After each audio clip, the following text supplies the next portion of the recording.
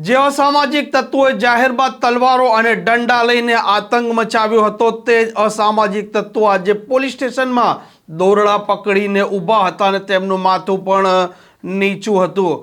વિગતવાર વાત કરવી છે જે પ્રકારે પેલેડિયમ મોલ પાસે આતંક મચેલી ઘટના સામે આવી હતી, આ મામલે શું ખુલાસા થયા છે અને શું મામલો છે તેની વૈષ્ણવજન તો તેને કહીએ જે પીડ પરાઈ જાનાને રે।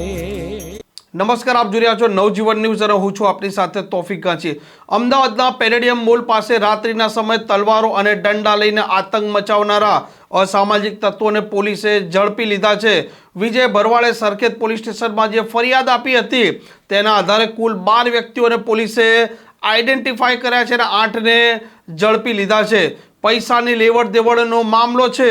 પ્રિન્સ અને વિજય ભરવાડ છે તેની પણ ભૂતકાળમાં સિંધુ ભવન રોડ પર માથાકૂટ થઈ હતી ને તે સમયે પણ આ સરખેજ પોલીસ સ્ટેશનમાં ગુનો દાખલ પણ થઈ ચૂક્યો હતો। વસ્ત્રાપુર પોલીસ સ્ટેશનમાં જે પ્રકારે ફરિયાદ દાખલ થઈ છે તે મામલે ઝોન 1ના ડીસીપી બલરામ મીણાએ આ ઝઘડાના મોટા ખુલાસા કર્યા છે। 12 આરોપીઓમાંથી 8 આરોપીઓ પોલીસ હિરાસતમાં છે અને બાકીના જે 4 આરોપીઓ છે હજુ પોલીસ પકડથી દૂર છે। આ લોકો ને અમે આગળની જે કાર્યવાહી છે એ હવે કરી રહ્યા છે। સાથે સાથે એમાં એક કાર જે છે એ કાર પણ રિકવર કરવામાં આવી છે જે એ ગુનામાં વપરાઈ હતી, ફોર્ચ્યુનર કાર હતી।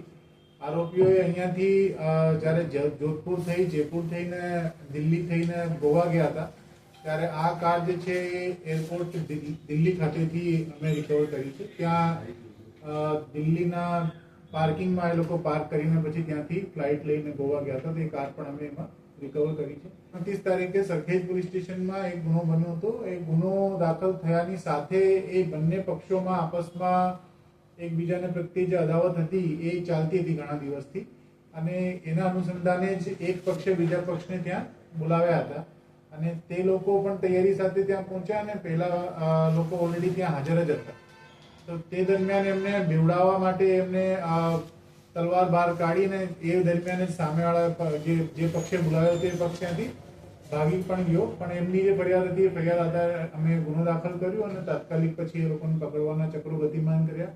એના અનુસંધાને જે 8 આરોપીઓ પકડાયા છે, 5 આરોપીઓ માટે અમે જે હોટ પરસ્યુટ કર્યું હતું એમાં એ લોકો મહારાષ્ટ્ર સતારામાંથી મહારાષ્ટ્ર પોલીસની મદદ લઈ અને પછી પકડી પાડવામાં। રોહિત ઉર્ફે દિનેશ વણજારા, અનિલ ઉર્ફે જસવંત અને કામેશ ઉર્ફે ચાવડા, એ 3 આરોપીઓ અત્યારે મારા પાસ છે અને બાકીના જે આરોપીઓ છે એમના પણ નામ જે છે આઈડેન્ટિફાઈ થઈ ગયા છે, એટલે ટૂંક સમયમાં એમને પણ અમે પકડી લીધા। આરોપી પૈસા કોડીથી જે છે સક્ષમ છે, પ્રિન્સ નામનો જે મુખ્ય આરોપી છે એ, અને એમનું પોતાનું બિઝનેસ અને ભાડાની પેટે સારી એવી આવક છે અને એ આવકને ધ્યાને રાખીને જે સરખેજના ગુનાના આરોપીઓ છે જે આ કેસનો ફરિયાદી છે એ લોકોના કહેવા પ્રમાણે આમના ઉપર એમની થોડીક નજર હતી કે આમના પાસેથી કે કોઈ પણ રીતે પૈસા પડાવવાના, એટલા માટે જ સરખેજમાં સિંધુ ભવન રોડ ઉપર આ લોકો ચાયની કેટલી ઉપર એકબીજા સાથે મળ્યા હતા અને મળતાની સાથે પછી એને ધમકી આપી હતી કે તું મને આટલા પૈસા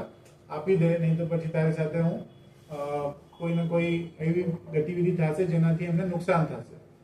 આ વસ્તુ માટે તૈયાર થયું નથી ને એના અનુસંધાને ત્યાં ફરિયાદ દાખલ થઈ હતી સરખેજમાં અને એ ફરિયાદ એમને દાખલ કરાવી એની અદાવત રાખીને એકબીજા સાથે એ લોકો રોજે રોજ કંઈ ને કંઈ નાની મોટી બાજતા હતા। પોલીસ સુધી એ મામલો પહોંચ્યો નહીં, અધરવાઇઝ કદાચ આ બનાવ જે છે એ બનતા અટકી ગયો। એનો આરોપી છે પ્રિન્સ, એમને કીધું કે એને પાસેથી 50 લાખ રૂપિયાની માંગણી કરવામાં આવેલી હતી અને એમને ચોક્કસ ના જ પાડી દીધી કે મારી પાસે આવા કોઈ પૈસા છે નહીં ને હું શું કામ આટલા પૈસા તમને આપું, મેં કંઈ એવું કોઈ ખોટું કરેલું નથી જેટલા તમને પૈસા આપવાના થાય મારે। આ પ્રકારની વાત એમને પ્રાથમિક પૂછપરછમાં જણાવી છે। એટલે એ લોકો એક વિસ્તારમાં જ રહે છે અને એમની પાસે જે પૈસા કોડીથી સદ્ધર છે અને બીજી વસ્તુ કે આ પ્રિન્સની આગળ પાછળ કોઈ છે નહીં, એમના પપ્પા હયાત નથી અને એમના ઘરમાં ઓર કોઈ બીજો માણસ છે નહીં અને થોડાક સમય પહેલા જ એમને નવી ગાડી લીધેલી ને અમુક પૈસા ખર્ચ કરવાની પ્રવૃત્તિ ધરાવે છે, યંગ માણસ છે તે, એટલે એ લોકોને લાગ્યું કે એમની પાસેથી ક્યાંથી વધારાના પૈસા આવ્યા છે એટલે એ લોકો પૈસા પડાવવાની માનસિકતાથી એમને દબાણ કરતા। આ લોકો એમને દબાણ મૂકતા જ હતા કે તમે જે ફરિયાદ દાખલ કરાઈ છે એ ફરિયાદ પરત લઈ લો, નહીં તો તમારી સાથે કંઈ ને કંઈ અનબનાવ બનશે.